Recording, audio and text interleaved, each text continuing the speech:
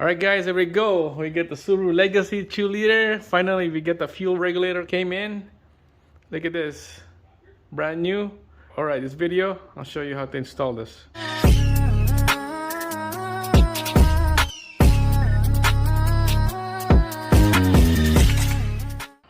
Alright guys, there we go. Welcome back. We got the JDM 2-liter twin turbo right here, Subaru Legacy.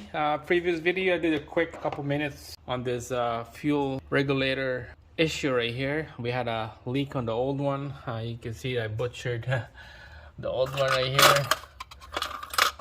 here. Open it up. I thought I could fix it up, replace the internal, but I guess I can't get the internal exact the same size. So I end up buying, here's the part number. Beck-Harnley is the brand. They're kind of similar, but not 100%. You can tell right there, it's not 100% exact the same as the original one, but it still works. We're gonna have to modify the hose going in and going out to the fuel system, and then the vacuum line to go to the manifold. So you can see it's way different. This one is bent, this one is straight. But let's quickly mock up this new one to our existing line over there. Alright guys, so after I putting the clamps on here, I kind of did the mock up and I cut the return line a little bit shorter. This is probably about 3" under pressure, 2" on the return. So I got the clamp all in here. There you go. Return line, pressure line is over here. I'm gonna show that to you guys later when I have everything all installed. So let's go the pressure line first. We'll go into the steel line, and then the return. Gonna bend like this. This is just a modification that we're gonna do here because we got a different style, different size of regulator. So there we go. All right, so you can see that's a return hose. It's not kink or anything. Okay, return hose is good.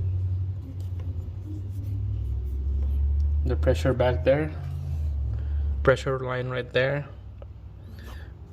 We're gonna have to move this clamp in towards it to the right, and then the clamp on the return line down the bottom. We'll lock it down, and then this thing just gonna hang like that. We have room for the AC pump right here, and then we'll route the vacuum hose over and then to this port right here.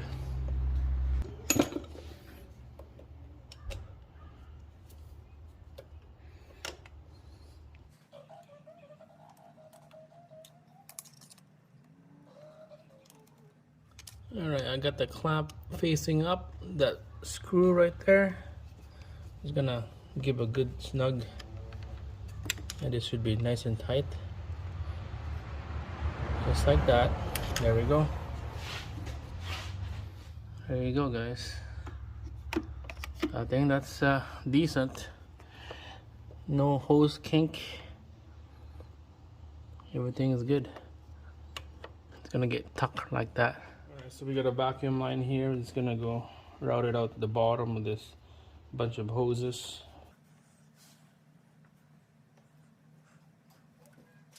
Alright, so here we go. There's a port right here. It goes in there. You can cut this line to link later. We'll put the AC in and then alternator and see how this thing look like. Alright, I was gonna quickly do that here.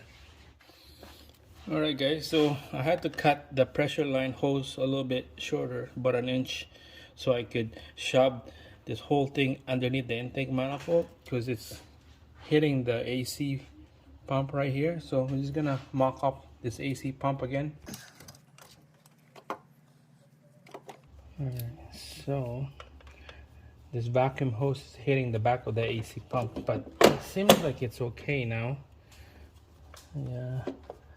You can see the both holes on the AC bracket is lined up, and this is good.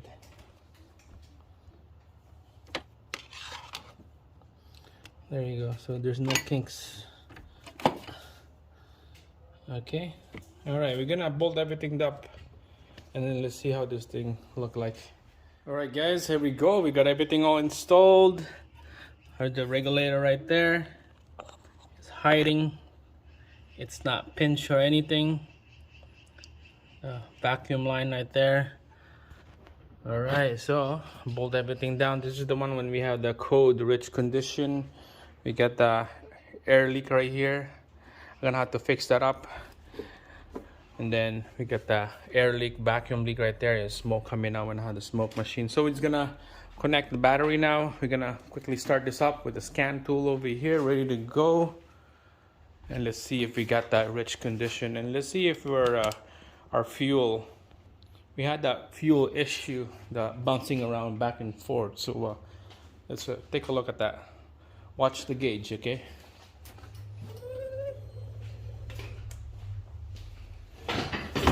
Right, just gonna double check, make sure there's no leak. We're gonna prime this thing down.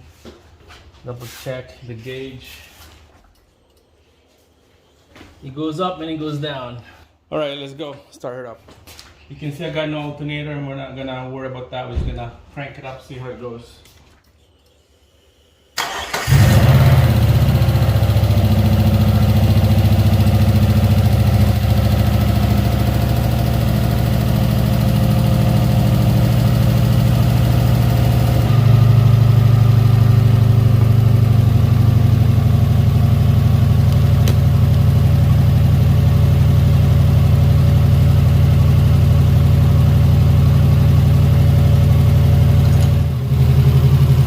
Just double check if there's any leaks around here. Looks like we are good. No leaks.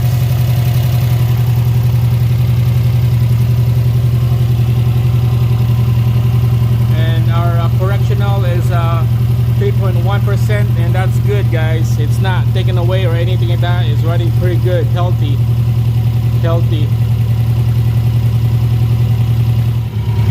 But you can see our fuel is going crazy right now.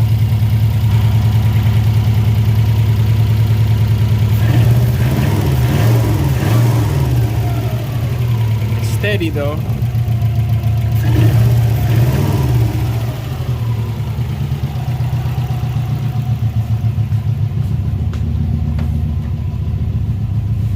Got no engine light, and that's perfect.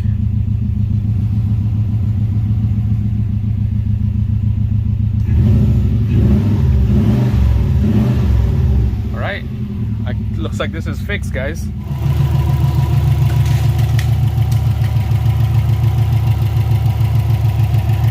On the previous video, the correctional was like minus 28, minus 23. That would be right here. As long as under 10%, we are good. All right, steady, everything is good, stable. All right, so this is for sure confirmed, it's a fix. We got the P0172, I believe is the code, risk condition bank 1. So that would be like, there's only one bank on this, which is a 1 sensor. Rich condition. We got the fuel leak coming from a fuel pressure regulator. We change it. There's this regulator right there. It looks like a similar one, but close enough. It worked. Idle. Confirm. We got the correction air fuel ratio is under 10% on a scan tool. Looks like we're gonna go for a quick drive and let's see how it reacts. So that will be the next video. It's a fix. It's been about a week and a half to get this thing rolling. Thanks again for watching. Subscribe, thumbs up on this video if this helped out. See you again on the next one.